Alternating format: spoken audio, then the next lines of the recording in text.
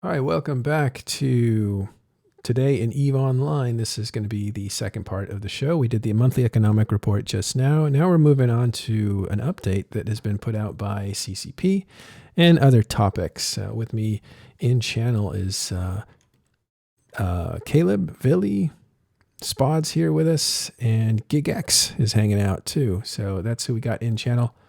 We're going to talk about this moon mineral distribution update. It's fresh news. Let's see what's going on there. Well, initial thoughts, people? Because I haven't read it yet. I think this should be Willy's thing because he's not been able to talk about this, but now he actually can. Yeah, it's true. So I actually haven't this is stuff that's been due to happen for a while, and obviously they started the first component of it. What was it, like a month ago or whatever? And now this is phase 2, and it's pretty mean, let's say. So it's definitely not going to make a whole lot of people happy, but it's part of the plan. Would be my short spiel about it. Okay, this sad maker. What's in it? Spod, you were saying this is going to kill your alliance or corporation or alliance. What do you think? Yeah, I'm going to spend this evening on anchoring Athanos. So pessimistic. Well, all the basic ore is removed, and not only do the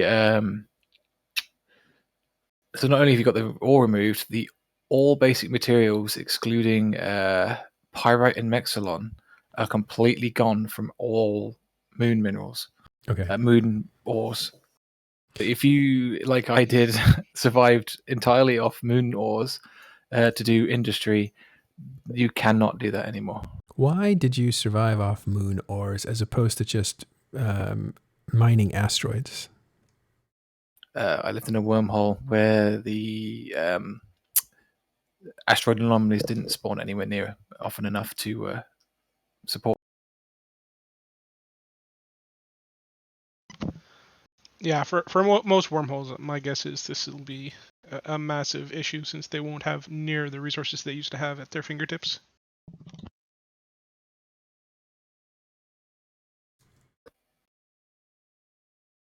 Yeah.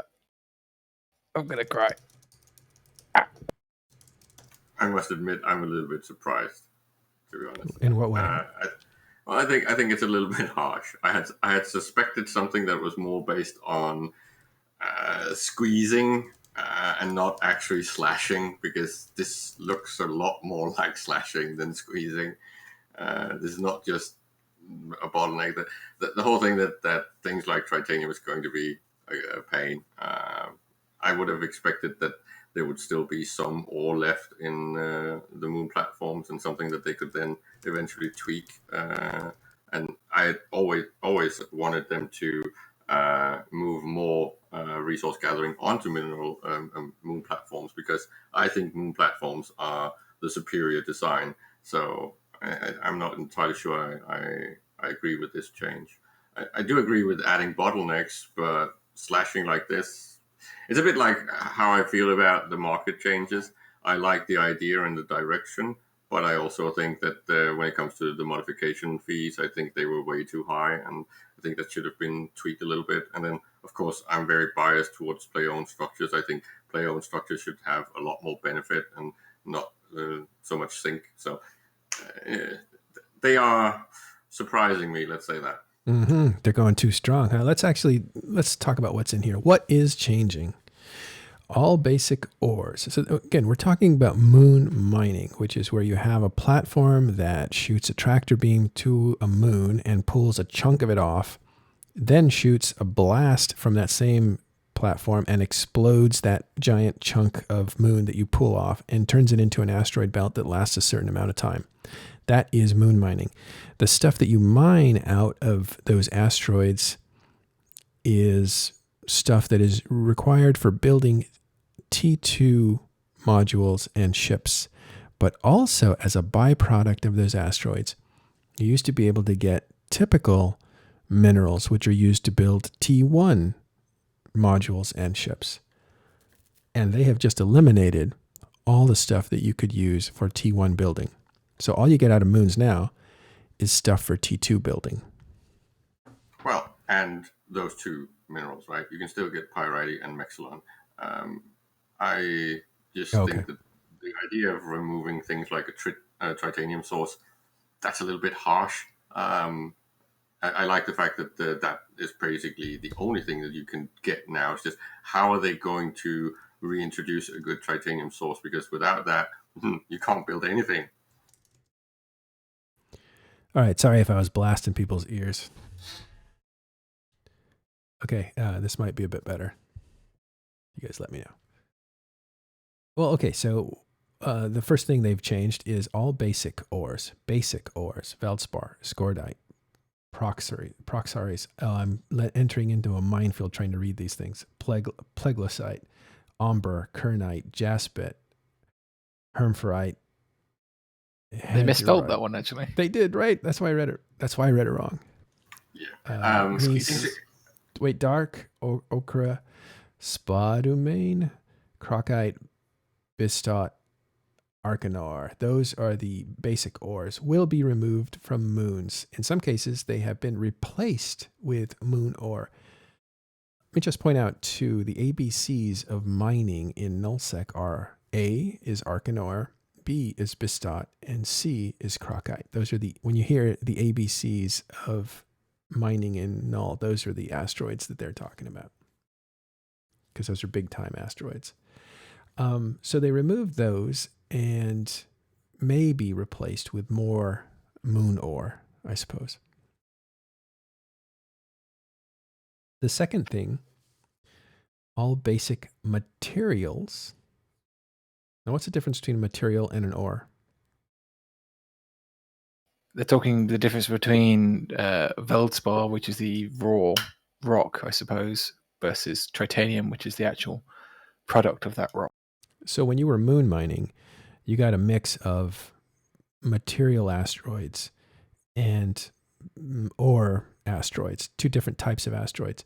But even the material ones that were for T2 were giving you basic ore or basic minerals? Yes. Okay, so all basic materials, that is titanium, pyrite, mexilon, isogen, noxium, zydrine, and megasite. Those are minerals that are pulled out of asteroids to create T1 stuff, will be removed from moon or DNA. Refining materials output table below. So we'll see what that table is in just a second. With the following exceptions, R4, that is rarity 4, which are the lowest amount of rarity, moon ores. And those ores are bitumens. You don't have to read all of them, but they will only contain pyrite and mexilon. I want to read these. I'm practicing. Bitumens, ceosite, slivite, and zeolites. Nailed it. Keep their original yield of pyrite and mexilon. So that's what Caleb was talking about. Pyrite and mexilon will continue to be as part of the R4 moons, which is the most basic moons. Those are all over HiSec and Lowsec, and well, they're the most common moons. Their rarity is only 4 as opposed to 8, 16, 64. You could say that an interesting effect that this might bring in is that the one of the bottlenecks will actually potentially be those two, because they used to be the ones that were a little bit annoying in the past when it comes to shipping and the effect of conflict when there was actual destruction. These were the two that usually spiked a bit. So the fact that they are on R4s is kind of interesting, because maybe CCP are expecting some sort of behavioral emergent things from the availability of minerals when they do these changes. So I'm not entirely against it. I would just like to see the actual results and whether they squeeze too hard. And of course, we should point out that this is not the part of the plan where they talk about things like dynamic changes. This is still just static. This is still just just squeezing the neck of every EVE Online player. Yeah, this is the reduction phase. Then they'll get to the dynamic phase, which is going to be interesting. I don't know how that's going to be implemented, but possibly regions run out of certain minerals and other regions spawn. Well, you will most likely, because now titanium is going to be almost like locked in, so you have to like use it or lose it.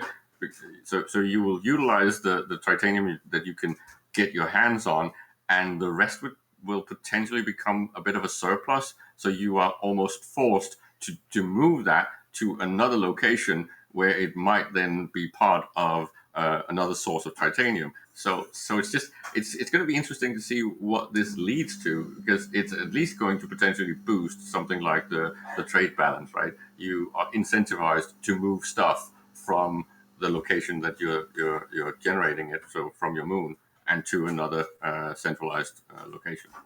Well, looking at these moon ores and their contents of pyrite and mexilon, which are minerals for T1 production, why pyrite? Pyrite was never a bottleneck. Mexilon was.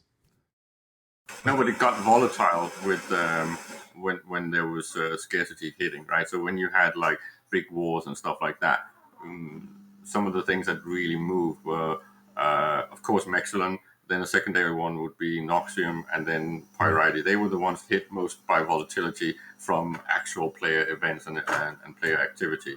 The other ones really didn't move that much because they were more bound about local sourcing and import-exports being either active or not, because most people stockpiled those because it's a storage of wealth. So you would keep your Sidrine, your Megaside, and even your Morphite as your, call it, backup storage of wealth, because they usually didn't move much.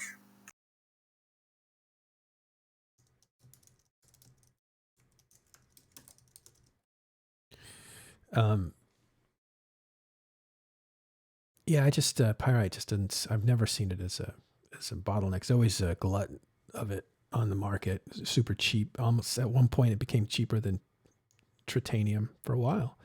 Mexilon, yeah, I could see that, and Noxium for sure, but pyrite doesn't make sense. No, but you have to go a little bit further back when it wasn't actually completely oversupplied. I'm talking about the point, because it's a shipped good, right? It's a shipped commodity. People want to not need to move this stuff because it's bulky and it doesn't have a lot of value. So even if you fill an entire freighter full of this stuff, it's still not really a useful profitability on moving. So it would usually stay in one location. But then when things happened and you had to resupply production, this is one of the things that you would actually run out of.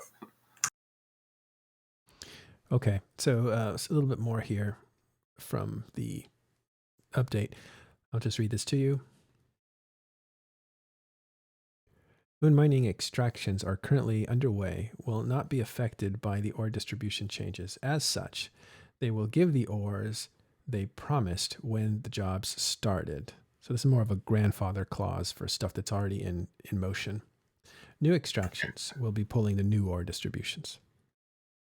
This was the one we talked about when we speculated on why they might have postponed this patch, because that was one of the things that they might have needed to actually fix and make sure that it worked.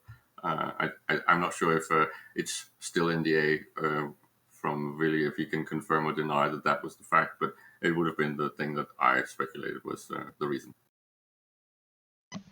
Who knows? Sure enough, fine. And then the important thing is the next one, metal. Yeah, sorry, I'm dealing with the chat there. Here we go. We are changing the contents of moon ores, but not basic ores. When you refine moon ores, you won't get basic minerals, as per the exceptions above, which are pyrite and mexilon. This will take effect immediately.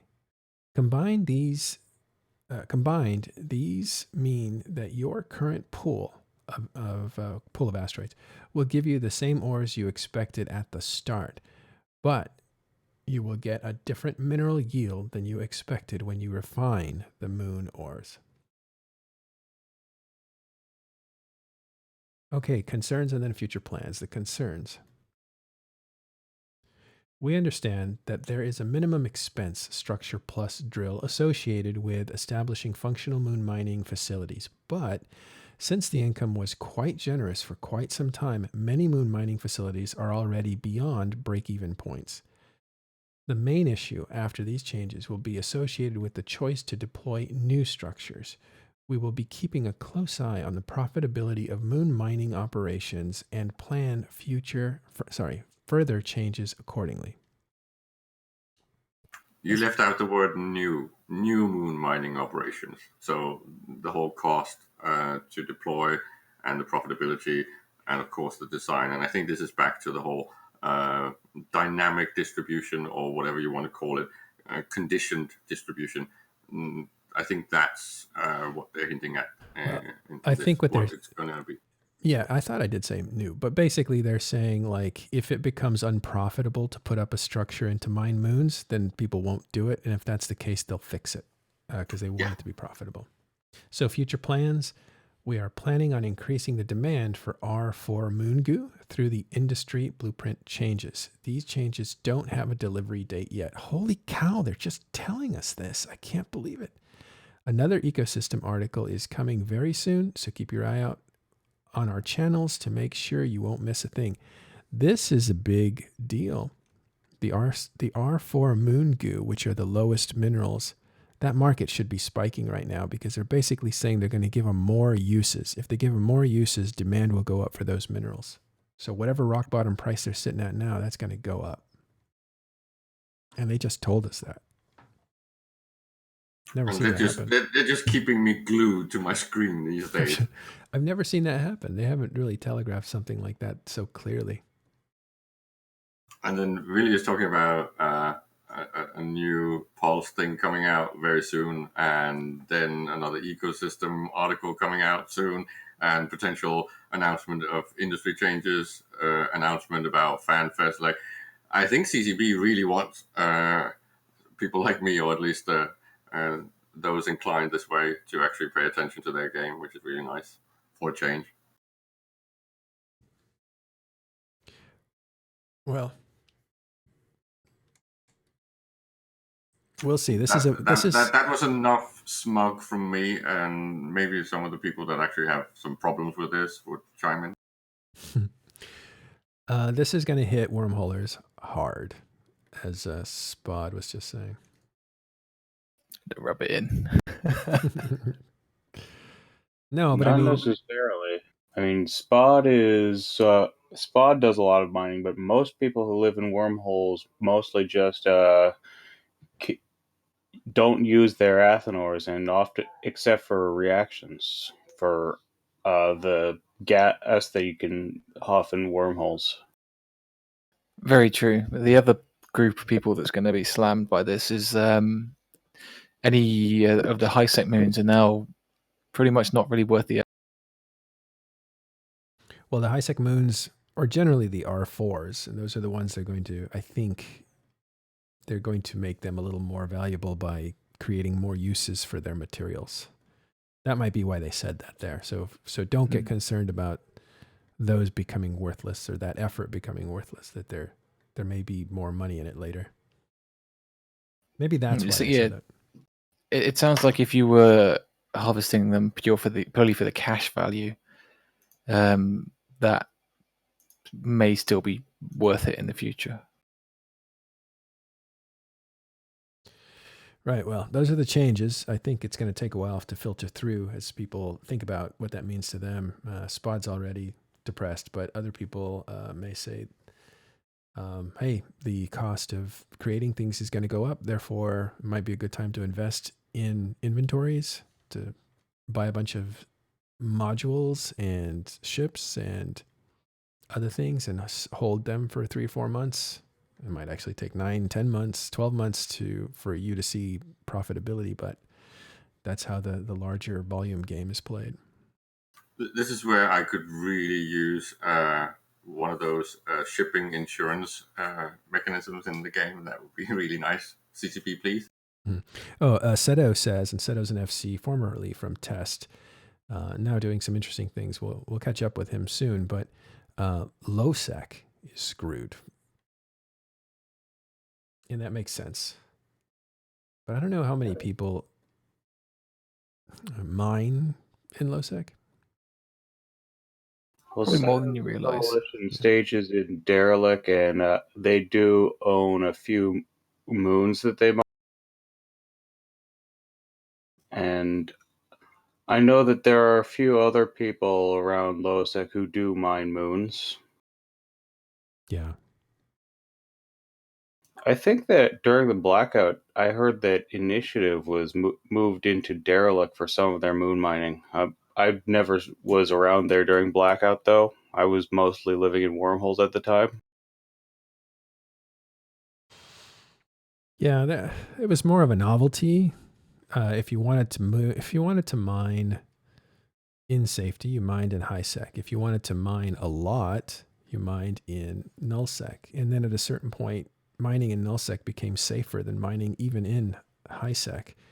So you had all that volume and all the safety combined, and there was just no reason to mine in low sec. So people basically stopped doing it, unless they just wanted the independence and were dabbling in low sec in other ways. Then it was just kind of where you lived, and that's when you mined locally. But that's changed quite a bit recently.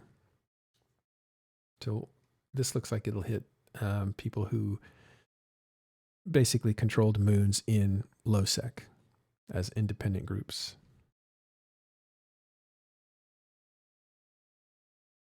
Also, the advantage of not mining in Nullsec is that you weren't limited by the authorities, the player authorities that said who you could sell or not sell your stuff to. If you're independent and you're in Lowsec, you have the options to build capitals, not super capitals, but capitals, and you could sell those to whoever you want without any permission needed.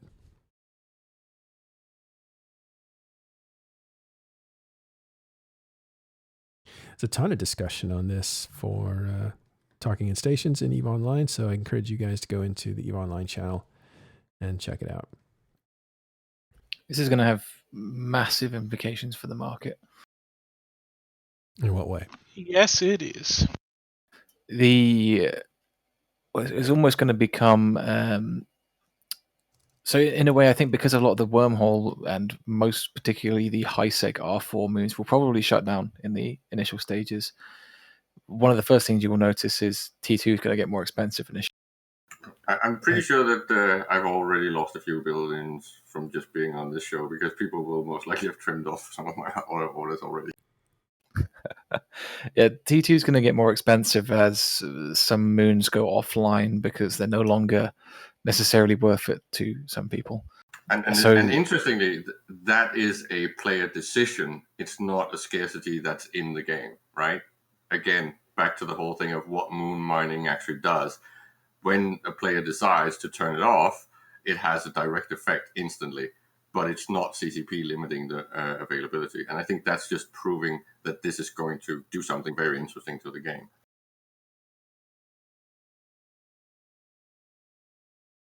And apparently there's a trailer associated with this that we are looking forward to seeing. Seems like it's a good trailer. Yeah, the question is whether we're going to get it today or whether they're just going to push it for tomorrow or something. Yeah.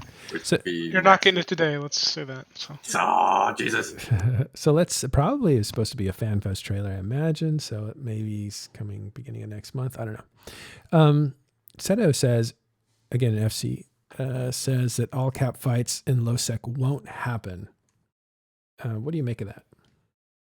Maybe this is in part of the intent, not necessarily to be directly targeted at Lowsec, but if you're taking away one of the major sources of easy, reliable minerals, which was crucial for having so many capitals and being able to replace them, you're going to have to either ration them out or accept that when they die, they're not so easy to replace. It just goes without saying that if you want losses to matter, then losses have to matter, and that means the same for subs as it does for caps, as it does for supers, right? If you want, proliferation at supercap level to stop, you have to accept the fact that when it stops at supercap level, it also stops at capital level. It's kind of an unfortunate reality of the situation. Yeah, I didn't even think about the other side of it. All minerals now are going to be in shorter supply as all the moons shut down or move elsewhere. Everything's going to be more expensive.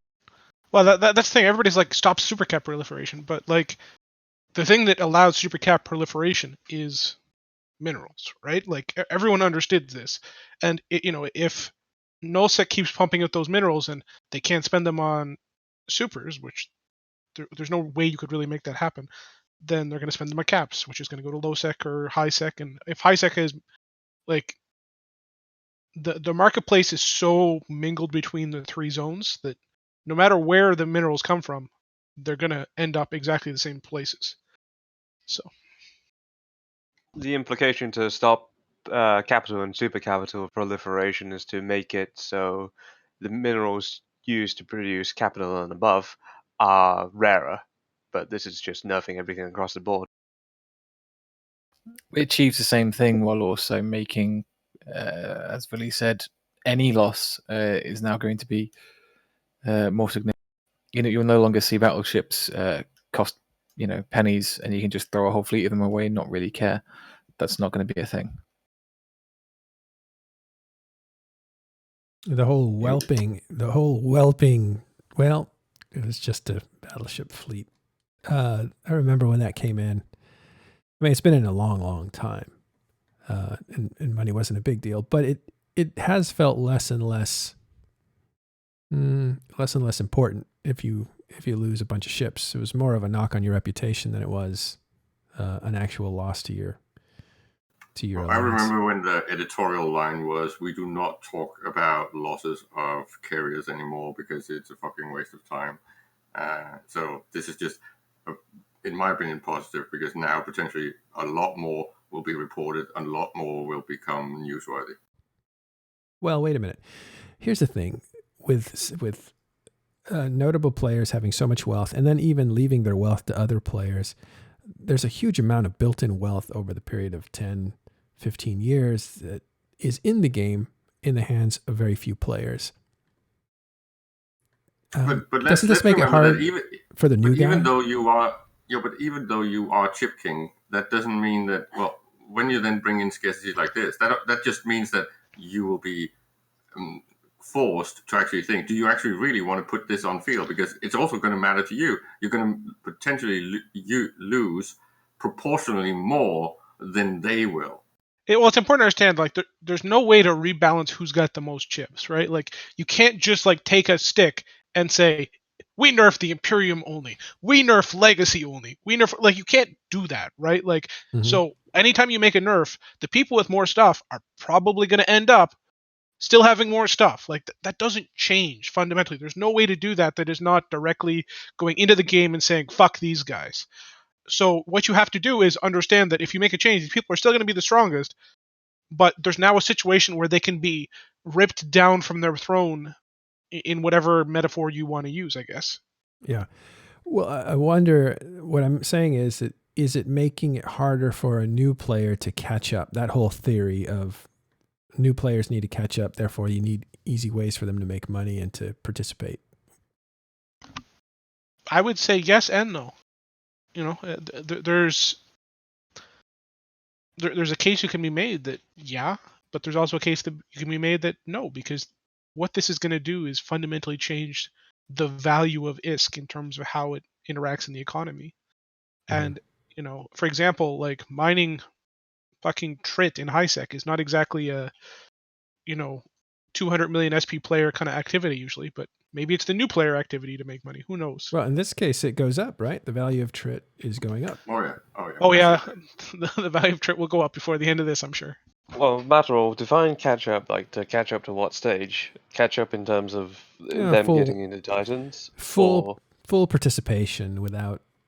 Because there are players that have been around a year or two that, they lose 3 or 4 ships. If they don't get reimbursed by their alliance, that's 300 or 400 million per ship, let's say. After a little while, they're into the billions, and a lot of players don't have a billion ISK or 2 or 3 billion ISK. Those are big numbers for them. So they can't participate as much. So they have to do more ratting, or they have to buy Plex and sell the Plex, or they have to do some logistics work and sell their stuff. I think it's all great. That's what people should be doing. But I wonder if that puts the brakes on players' participations in fleets, and if that's a concern or not. I think when it comes to things like titanium sourcing and the fact that now the smaller players in HiSec will benefit from this, I think the important thing is it's basically bringing us back to a point that we had in the past where HiSec mattered to Lowsec and Nullsec. And I do think that is a very positive development. That means that there is interaction between the gameplay styles, right? What I'm a little bit concerned about is the fact that it looks as if it's quite a lot and a lot more than it was in the past. So how are Nullsec entities going to be able to source this in an effective way and be able to, say, build locally? I don't think that Null should only be an export area. I definitely think that they should have an effective way of also importing, and importing titanium is just cancer. So I'm just wondering, what is that going to look like? Well, maybe if they fix the bowhead, as we talked about earlier today, that would help a little bit. Oh, whoa! What do you think needs to be fixed about the bowhead? It needs to have a lot more space. It needs to be able to contain a lot more hulls. Okay. Fuck tons We're on more. the same page. We're on the same page. Because I love the bowhead. I love it like as a ship concept. I just don't think it does enough. So I'm 100% okay. Good. Yeah. Talk to me more about the bowhead. It's the same with, okay, I would suggest that they boost all the freight stuff, right? But they boost it in a way that's meaningful. I would like to see the tanker ships of raw materials being able to carry a lot more, and then have something like insurance, so you can insure the cargo of a bowhead, of a freighter, and a jump freighter, just because that would completely speed up how we can then counter all these scarcity issues. And I think that would just be a massive benefit to the whole game, not just Null, not just HiSec, but everyone playing. It would be more fun. Well, the bowhead, though, was built, let's face it seemed to be built for incursion runners who wanted to move their arsenal of ships that they used for incursions, so it was kind of limited in size. It wasn't meant to transport a Nullsec fleet of 50 ships all put together. Although I would like to see it. Not assembled. You should not be able to have an assembled ship in these things. It should always be unassembled, right? So you can have a fuck ton of ships in your bowhead that you then bring to a location where you want to sell that. The problem was that people put rigs in their ships to get maximum performance. And to get maximum performance, you put the rigs in, and then you can't break them down because you lose the rigs. So the idea was the bowhead would have your arsenal as you use it, your 5 spears or whatever, for incursion runners. That was pretty much what it was the need that it was filling. That was what it was doing. But I'm not opposed to it becoming better and holding more stuff. I think that would be cool. Something needs to happen because that ship is just kind of useless. What did I think needed to be fixed in the bowhead? I've got a list of things. Bowhead. I know I wanted to have more ship maintenance bay, and I know I wanted to have I think at least one high slot so it could fit a cloak, so it could maybe exist somewhere in space without being entirely station trapped, which is part of the problem, because if you're at a station, then why do you need a bowhead? Right. I like that. It could operate in dangerous areas. A fleet hangar so it could carry some ammo, just simple things which don't act the thing is the bowhead's already a very low functional ship.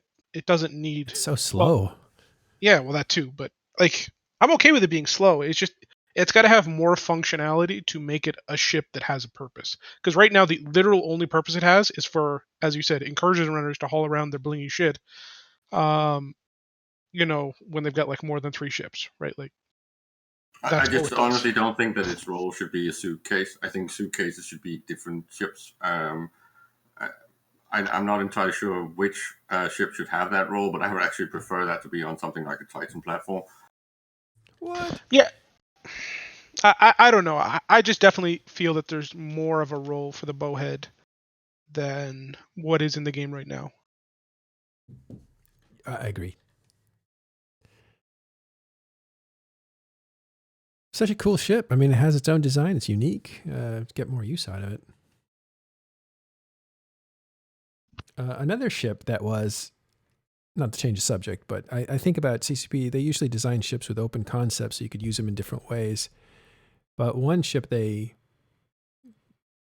built was the Monitor, which is basically just an FC ship that could survive a battle long enough to have an FC give directions. Another one was the Bowhead that kind of seemed to fit a certain niche gameplay. Ideally, I would actually prefer that something like the carriers became carriers that would be the suitcase for other ships that are smaller. I don't see why we have this weird naming convention and we don't use it. I think Bowhead and freighter and jump freighters, they are shipping things. They are like the equivalent of container ships and tankers, right? That should be what they do. They move material around, and they should be boosted to actually fit that purpose. The suitcase and flying around with a standby stuff, tools and shit like that. That should go on other platforms, and I would much more prefer seeing that going on something like the carrier, or even a boost to something like what the Titan can actually do as a function in fleets. I like that, the aircraft carrier, right? That's the name. That's the function. Why not give it that function? The fact that it also has the small fighters that can then fly around like kamikaze ships, that's fine. It's just it should also be the one that can carry other tools to bring into battle, so it becomes the suitcase. That would help with a lot of move ups, because if you could have pilots board someone else's suitcase carrier rather than just load ships onto a suitcase carrier, that would move the pilots rather than having to just take gates. And this is about what ship serves the purpose of being, say, call it a suitcase. This is also back to the separation of function that Seraph Patikane was suggesting when you talk about orcas and rorquals, right? These are supposed to be in the same family, being in industrial ships that are really large and then can be used for very specific purposes. And why not give them these specialities instead of this whole everything is a little bit equal, and then the only thing is whether they can jump or not. And the suitcase should always, in my opinion, be the one that can jump. That's obvious. Wouldn't you end up making move ops a function of leadership as opposed to the players? Which might be good, Why? but because people get left behind in move ops, let's face it. They can't make them. Even though there's like 3 or 4 different waves of moving your players to an area that you want to participate in, to fight in, a new conflict theater. It's neat to see all those players log in at the same time. It gives you sizes you up about, you know, how many guys you actually have that come when it's time to do something. But if you change it to letting ships have more of an ability to move other people and characters along with it, then you're saying like, you know, 10, 20 people show up to move everybody. Well, the point is that the hardware you're moving should pretty much be, call it realistic, right? Having these massive fleets flying for many jumps, right? I just don't see why that's a benefit. I would much rather like to see this Need for Speed thing where you have, say, 20 suitcases moving, and then maybe they even have the ability to do some sort of jump cloning straight to the ship, right? That would still mean that then they're jumping to those platforms. Yeah, the clone base. And then they're undocking from those platforms, and then you have your swarm. That's a lot more exciting to me, at least. That was the idea of the clone base that you could put into a Rorqual, so you have your mining fleet and also a Titans. They were supposed to be centerpiece ships that could essentially house your people and your fleet. But I would, of course, maybe consider doing something a little bit nasty where I actually split the two functions so that you can have all your tools in one and you have to jump clone to the other. So if you're using the industrial version, you can have all the ships ready, quite a lot, for an entire mining ops in your Rorqual, but you might have to jump to an orca, which kind of would make it fun, because then you have to go from your orca to the raw core and then get your tools and then actually start doing shit. So you're adding a little bit of risk in the scenario, and the same with the carriers, right?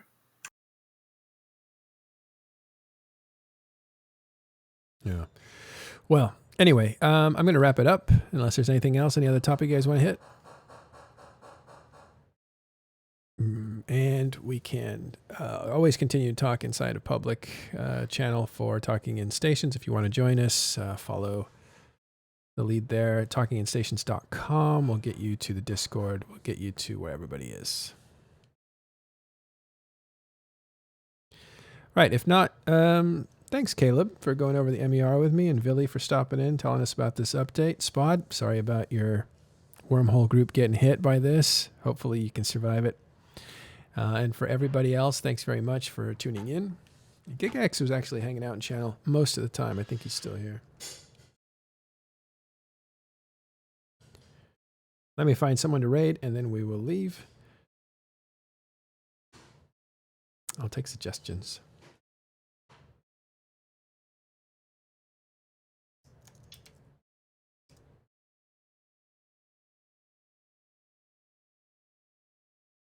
All right, checking right now.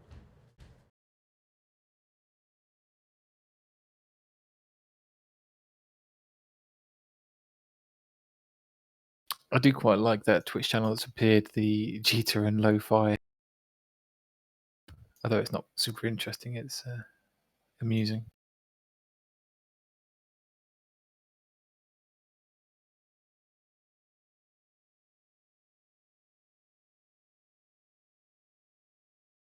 All right, time away, cowboy it is.